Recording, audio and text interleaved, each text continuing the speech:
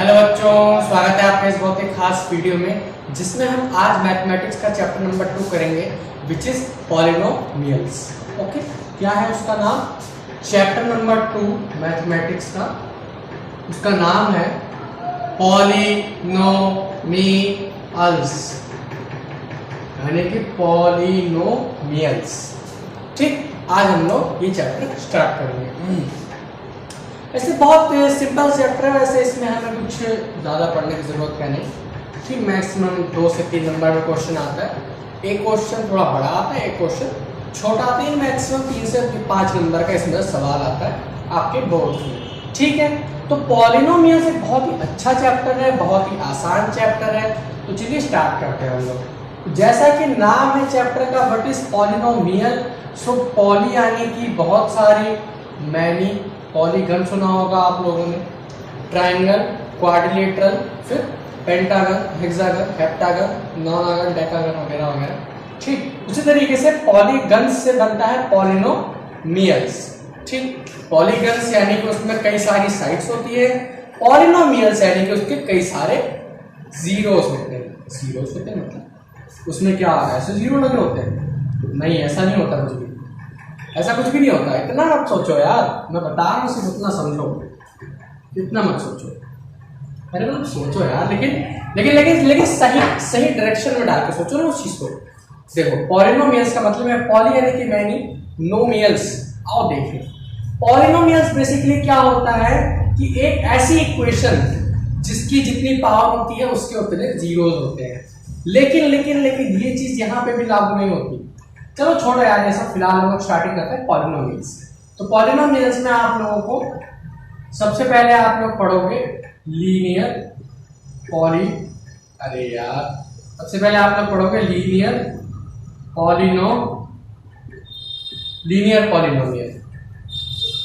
Polynomial क्या होता है?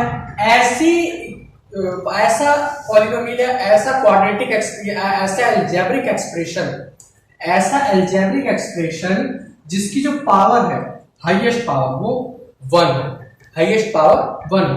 For example x + 27। अब मैं अगर इसके बराबर 0 लगा दूं, जिसने क्वाड्रेटिक इक्वेशन पढ़ रखा है उसको पता होगा कि अगर मैं इसके बराबर 0 लगा दूं तो एक इक्वेशन बन जाएगी। लेकिन अगर मैंने इसके बराबर से 0 हटा दिया तो ये क्या बन जाएगा? पॉलिनोमियल। ठीक, क्या बन जाएगा? Linear polynomial. यानी कि ऐसा पॉलिनोमियल जिसकी जो हाईएस्ट पावर है वेरिएबल की, वो कितनी हो? 1। देख लो, x की पावर 1। ठीक, तो इसे हम क्या कहते हैं? Linear polynomial.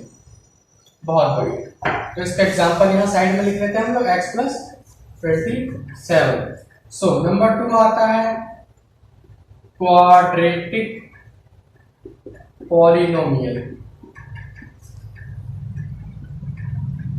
क्वाड्रेटिक पॉलिनोमियल एक ऐसा पॉलिनोमियल जिसकी जो हाईएस्ट पावर है वो कितनी हो? 2 हो। जिसकी जो हाईएस्ट पावर है वो कितनी हो? 2। यार गर्मी बहुत है। ठीक, हाईएस्ट पावर से कितनी हो? 2। तो क्वाड्रेटिक का मतलब जिसकी हाईएस्ट पावर कितनी हो? वेरिएबल की 2। ठीक, तीसरा आता है क्यूबिक पॉलिनोमियल।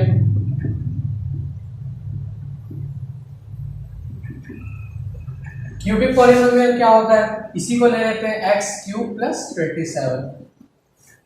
ठीक, यानी जिसकी हाईएस्ट पावर कितनी? 3। तो आप लोग ऐसे भी समझ सकते हो कि जो 1 पे है उस पे पावर 1, जो सेकंड नंबर पे आता है उस पे पावर 2, जो थर्ड नंबर पे आता है उस पे पावर 3। इस तरीके से भी समझ सकते हो। और इसके आगे भी है, लेकिन आपको फिलहाल यही पढ़ना है। ठीक, क्यूबिक पॉलिनोमियल भी आपको सिलेबस से हटा दिया गया है, लेकिन पढ़ने के लिए हम इसे भी बता देते हैं। ठीक, क्यूबिक पॉलिनोमियल आपके सिलेबस से 2016 में ही हट गया था। 17, 18, 19, 20, यहाँ तक कि मैंने भी नहीं पढ़ा। ठीक, आप लोग लगा सकते हैं, लेकिन बहुत आसान है, मैं वो भी बता दूंगा कैसे करते हैं। ठीक है, चलिए बात करते हैं हम लोग। तो ये सारे इसके टाइप्स थे पॉलिनोमियल्स के, ये इतने सारे टाइप्स थे जो आप लोगों को पढ़ने हैं, जिसमें से आपको सिर्फ और सिर्फ क्वाड्रेटिक पढ़ना है बस। ठीक, क्वाड्रेटिक पॉलिनोमियल्स। फिर आगे चल के आप लोग क्वाड्रेटिक इक्वेशन भी पढ़ोगे। तो अगर यहां पढ़ लिया क्वाड्रेटिक पॉलिनोमियल तो क्वाड्रेटिक इक्वेशन बिल्कुल हलवा है, कुछ भी नहीं है। ठीक, मैथमेटिक्स के चैप्टर नंबर 4 आप लोगों ने देखा होगा, क्वाड्रेटिक इक्वेशन होगा। ठीक, तो वो अगर आप लोगों को अच्छे से सीखना है, यहाँ पर थोड़ा सा कॉन्सेंट्रेट कर दो, वो अपने आप हलवा सवाल है। ओके चलो, अब बात करते हैं हम लोग जीरोस ऑफ पॉलिनोमियल। इसमें सिर्फ और सिर्फ कॉन्सेप्ट कुछ भी नहीं है, सिर्फ बता रहा हूं मैं जो भी थोड़ा बहुत, उसके बाद बस सवाल ही करेंगे। हर एक कॉन्सेप्ट पे 2-3 अच्छे सवाल जो बोर्ड्स में आए हुए हैं। ठीक, zeros of polynomial. Zeros of polynomial क्या होते हैं कि किसी भी पॉलिनोमियल की एक ऐसी वैल्यू, किसी भी पॉलिनोमियल की एक ऐसी वैल्यू जो उसको जीरो के इक्वल कर दे। ठीक, किसी भी पॉलिनोमियल की एक ऐसी वैल्यू जो उसको जीरो के इक्वल कर दे। For example x² + 7x + 10 = 0। अब देखो, इसमें हमें x की एक ऐसी वैल्यू चाहिए, हमें x की एक ऐसी वैल्यू चाहिए जो इस इक्वेशन को जीरो कर दे, यानी कि इस इक्वेशन को सेटिस्फाई यानी ट्रू कर दे। ये इक्वेशन ट्रू कैसे होगी? इक्वेशन ट्रू कैसे होगी कि हमें x की कोई ऐसी वैल्यू यहां रखनी होगी जिससे काटा पीटी करके यहां पे जीरो आते हैं। ठीक, तो ये इसका जीरो कहलाता है।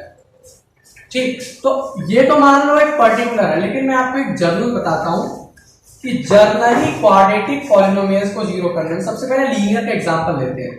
x² + 27 = 0। तो ये सबसे पहले ये सबसे पहले लीनियर पॉलिनोमियल्स है x + 27 = 0। अब हमने x की यहाँ पे एक ऐसी वैल्यू रखनी है जो इसको जीरो के इक्वल कर दे। तो ये +27 इधर प्लस का है, दूसरे साइड जाएगा तो x = -27 हो जाएगा। तो अब हम लोग x की वैल्यू यहां रख देते हैं, तो -27 और +27 0 = 0 हो जाएगा।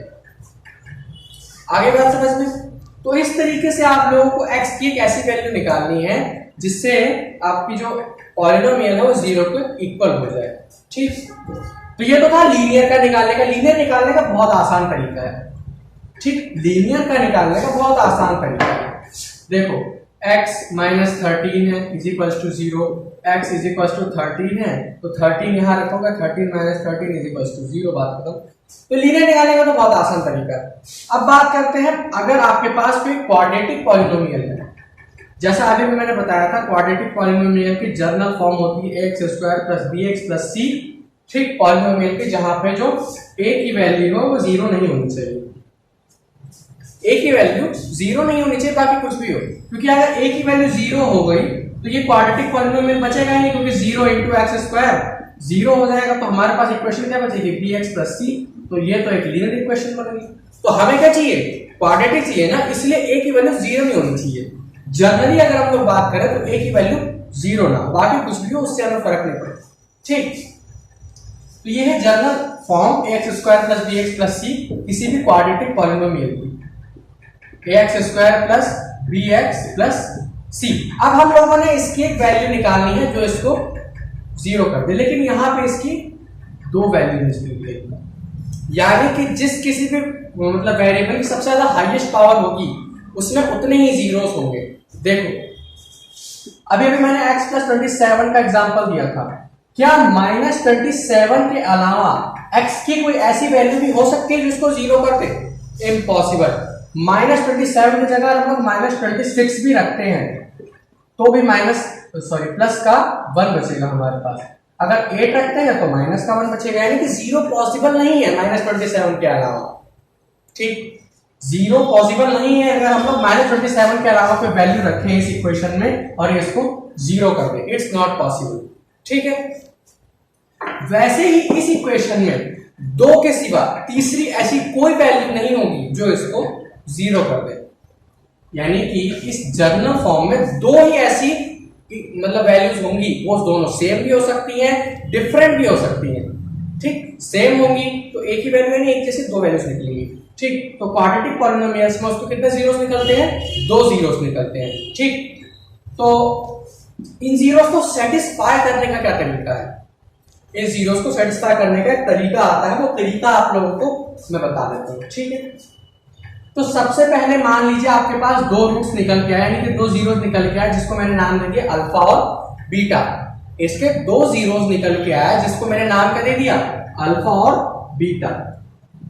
इसके दो जीरोस मान लो अल्फा बीटा निकल गए, ठीक। और अब मैं आपसे कहूं कि जैसे मान लो अगर मैंने इससे अल्फा बीटा निकाला है, तो अगर मुझे अल्फा बीटा पता है तो मैं ये भी निकाल सकता हूं, लेकिन वो कॉन्सेप्ट बाद में आएगा, फिलहाल इतना समझो, ठीक। अल्फा बीटा हमें दो इसके रूट्स पता चल गए। तो अब हम लोग कैसे सेटिस्फाई करें कि क्या ये वैल्यू जीरो कर देंगे या नहीं करेंगे। मान लो हमने निकाल लिया लेकिन वैल्यूज गलत निकल गई, तो कैसे सेटिस्फाई करेंगे। देखिए सबसे पहले होता है सम ऑफ द रूट्स। दो तरीकों से आप इसको सेटिस्फाई कर सकते हो। सबसे पहला होता है सम ऑफ द रूट, उसके बाद आता है प्रोडक्ट ऑफ द रूट, यानी कि सम ऑफ द रूट बराबर होता है माइनस बी अपॉन ए के, और प्रोडक्ट ऑफ द रूट होता है माइनस सी अपॉन ए, सॉरी प्लस सी अपॉन ए, ठीक। तो ये तरीका है हमारे पास। अब आओ ये सारे तरीकों को नोट डाउन करने के बाद आओ इस पे क्वेश्चन करते हैं। क्वेश्चन ले लें हम लोग, एक प्यारा सा अच्छा सा question. 4x square minus 12 plus 9, 4x square minus का 12x प्लस का 9 बराबर 0 लगाने की कोई जरूरत है नहीं हमें, ठीक। तो आओ इसके दो रूट्स निकालते हैं। तो आपको मिडिल टर्म स्प्लिट में भी आता होगा, 8th क्लास में आप लोगों ने अगर पढ़ा है तो मिडिल टर्म स्प्लिट आपको आना चाहिए। नहीं आता तो मैं बता देता हूं कि कांस्टेंट टर्म और एक्स स्क्वायर के टर्म को आपस में मल्टीप्लाई करते हैं, 9 4 जा 36, ठीक। और उसको फिर मिडिल टर्म के फॉर्म में स्प्लिट करते हैं कि उनको प्लस करने पे -12 आना चाहिए और मल्टीप्लाई करने पे प्लस का 36 आना चाहिए। तो सोचो ऐसे कोई दो नंबर जिन्हें प्लस करने पे, ऐसे दो नंबर सोचो जिन्हें प्लस करने पे माइनस का 12 आता हो और मल्टीप्लाई करने पे प्लस का 36 आता हो। तो आई होप सो ये नंबर हो जाएंगे 4x square minus 6x plus 9। देखो माइनस इंटू माइनस प्लस का 36 हो जाएगा, और -6 और -6 माइनस का 12 हो जाएगा, हो जाएगा। चलो बहुत बढ़िया। तो अब इन दोनों में से और इन दोनों में से कॉमन ले लो यार, ये सब तो बताने की जरूरत है नहीं भी। तो यहां से हम लोग 2x कॉमन ले लेते हैं, तो हमारे पास बचेगा 2x माइनस 3, यहां पे प्लस का सॉरी माइनस का 3 कॉमन ले लेते हैं, तो यहां पे हमारे पास बचेगा 2x माइनस का 3, तो 2x माइनस 3 और 2x माइनस का 3। देखो अभी भी मैंने कहा था कि या तो उसके दो रूट्स इक्वल भी हो सकते हैं या अलग अलग भी हो सकते हैं। तो अब देख लो, इनको हम 0 के बराबर कर ही देते हैं, क्योंकि बिना 0 के बराबर मैंने कंपेयर नहीं कर सकते। तो दो वैल्यूज निकल के हैं, दोनों को कंपेयर करेंगे। 2x माइनस 3 बराबर 0, 2x माइनस 3 बराबर 0, so 2x is equals to 3, x is equals to 3/2, same 2x is equals to 3, x is equals to 3/2। तो यहाँ पे आप लोग देख सकते हैं, यहाँ पे इसकी दो वैल्यूज निकल के हैं, जबकि दोनों के दोनों इक्वल हैं। ये इक्वल क्यों है ये मैं चैप्टर नंबर 4 में बताऊंगा, ये आखिर इक्वल क्यों है, और अगर इक्वल नहीं आते तो क्यों नहीं आए वो भी बताऊंगा। और अगर इक्वल नहीं और मतलब इसके रूट्स ही नहीं निकल रहे तो वो क्यों नहीं निकल रहे वो भी बताऊंगा। तो चैप्टर नंबर 4 की वीडियो का इंतजार करो, ठीक है। चलो इक्वल आए हैं, इसका तरीका मैं चैप्टर नंबर 4 में बताऊंगा कि इक्वल क्यों आए। चलो आगे देखते हैं। 3/2 और 3/2 यानी कि इसके दो रूट्स निकल आए। तो आप दोनों में से हम कोई भी वैल्यू रख देते हैं, दोनों के दोनों सेम है, आओ मिटाए इसे, आओ मिटाते हैं। चलो देखते हैं। तो अब हम लोग इन दोनों को इस इक्वेशन में रख के देखेंगे, यानी अल्फा बीटा हमारे जो दो, मान लीजिए अल्फा की वैल्यू भी 3/2 है और बीटा की वैल्यू भी 3/2 है। तो मैं यहाँ पे बीटा हटा के क्या अल्फा लिख सकता हूँ? बिल्कुल लिख सकते हैं अल्फा, ठीक है। और इसको बराबर किसके करना है? माइनस बी अपॉन ए के। तो माइनस बी तो पहले से ही था, और बी की वैल्यू यहाँ पे कितनी है? माइनस के 12 और अपॉन ए। आओ देखें फिर 3/2 प्लस 3/2 यानी कि ट्वाइस ऑफ 3/2 हम लोग यहाँ पे लिख सकते हैं। इस तरीके से मैं इसको लिख सकता हूँ क्योंकि ट्वाइस है, ठीक। और फिर यहां से ये 12/4 हो जाएगा, तो ये कैंसिल, तो यहां से 3 बराबर 3। तो यहाँ पे आप लोग देख सकते हो एक इक्वेशन बिल्कुल सेटिस्फाई कर रही है।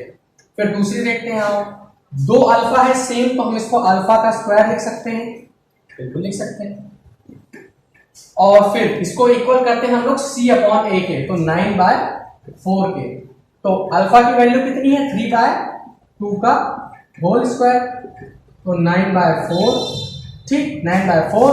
तो यहां से 9/4 बराबर हो जाएगा 9/4।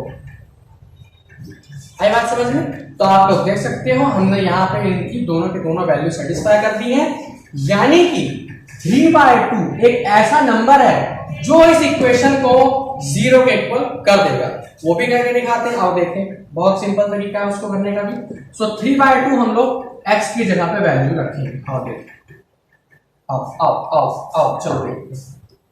अभी 0 को लगा के रखें कोई बात नहीं। तो f ऑफ x कितना है हमारे पास 3/2। सो आपको इस तरीके से लिखना है कि f ऑफ x कितना है, यानी कि x की वैल्यू कितनी है। सो 4 इंटू 3/2 का whole square minus 12 into 3/2 plus 9 बराबर 0। वैल्यूज पुट कर दी है हमने यहाँ से। फिर यहाँ से 4 इंटू 9/4 माइनस, अब मैं यहाँ से इसको कट कर देता हूँ, 2 इंटू 6, ठीक है। तो 6 3 जा 18 plus 9 is equals to 0। So 4 से 4 cancel, so 9 plus 9 minus 18 is equals to 0। So ये आपस में कैंसिल हो जाएंगे। तो देख सकते हो आप लोग यहाँ पे 0 बराबर 0 आ रहा है, कोई बिना किसी प्रॉब्लम के, ठीक है। तो आप लोग देख सकते हो कि क्वाड्रेटिक पॉलिनोमियल्स में सबसे ज्यादा झमेला है। आपको इस पूरे चैप्टर में से कहीं से भी कोई भी क्वेश्चन आए तो सिर्फ और सिर्फ क्वाड्रेटिक का ही आएगा आपको, ठीक है। सिर्फ और सिर्फ किसका आएगा, क्वाड्रेटिक का। चलिए नोट डाउन कर लीजिए इसे, फिर हम लोग आगे बढ़ते हैं, है ना। चलिए जल्दी से नोट डाउन कर लीजिए। ओके चलिए बहुत बढ़िया, आओ मिटा दें इसे, मिटा दें। चलिए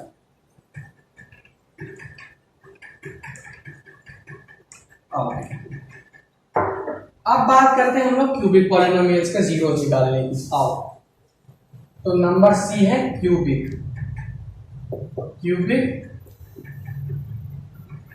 पॉलिनोमियल्स के जीरोस निकालने की। इसका जो जनरल टर्म होता है ax³ plus bx² plus cx plus d बराबर 0।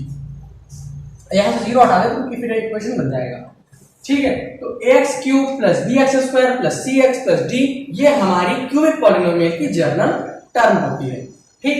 इसी की फॉर्म में हमेशा, बस यहाँ पे वही चीज लागू होती है कि a की वैल्यू 0 के बराबर नहीं होनी चाहिए, अदरवाइज ये क्या बन जाएगी, ये बन जाएगी क्वाड्रेटिक पॉलिनोमियल, ठीक है। तो सेम वैल्यू यहाँ पे भी लागू होती है, ये भी यहाँ पे भी ध्यान रखना है। आओ देखो, तो जैसा मैंने आपको बताया था इसमें 3 चीजें निकलेंगी, यानी कि इसके 3 रूट्स निकलेंगे। कौन कौन से, अल्फा, बीटा और गामा, है ना। इस तरीके से उसे बनता नहीं है ना, ऐसे बना लो, ऐसे बना लो, ज्यादा बेटर रहेगा, क्योंकि बनना ही अवाई लगता है, ठीक। इस तरीके से बना लो, ज्यादा बेटर है, ठीक। तो यहाँ से इसके 3 रूट्स निकलते हैं। तो तीनों के तीनों रूट्स को आपको सेटिस्फाई करने के लिए आपको अलग अलग चीजें मिलती हैं, ठीक। तो सबसे पहला होता है alpha plus beta plus gamma, ये बराबर होता है -b/a।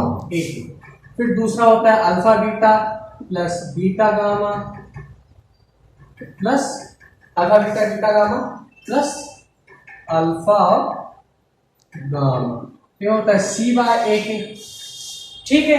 ये किसके बराबर होता है आपका, ये होता है c/a। चलिए, और तीसरा होता है अल्फा बीटा और गामा, ठीक। ये होता है बस b/a। चलिए बहुत बढ़िया, चल ये हो गया।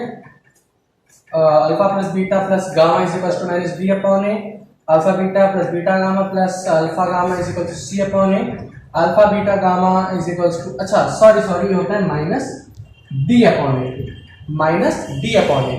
तो ये थी इक्वेशन, ठीक। ये सिर्फ आपको बताने का एक माध्यम है, क्योंकि आपको इसके बारे में कोई बताता नहीं। क्यों? क्योंकि ये आपके सिलेबस में नहीं है, यह आपके सिलेबस में नहीं है, मुझे माफ करना पढ़ाने के लिए, लेकिन बता दिया ताकि भविष्य में काम आया आप लोगों को, ठीक। बता दिया है मैंने, मेरे ऊपर कोई ब्लेम मत करना कि क्यों बताया, मेरा टाइम बेकार कर दिया 4-5 मिनट, ठीक है। तो बस यहीं पे हमारा कॉन्सेप्ट होता है खत्म। अब एक लास्ट कॉन्सेप्ट बचता है जो बिल्कुल इक्वेशन डिवीजन लेमा के तरीके से है।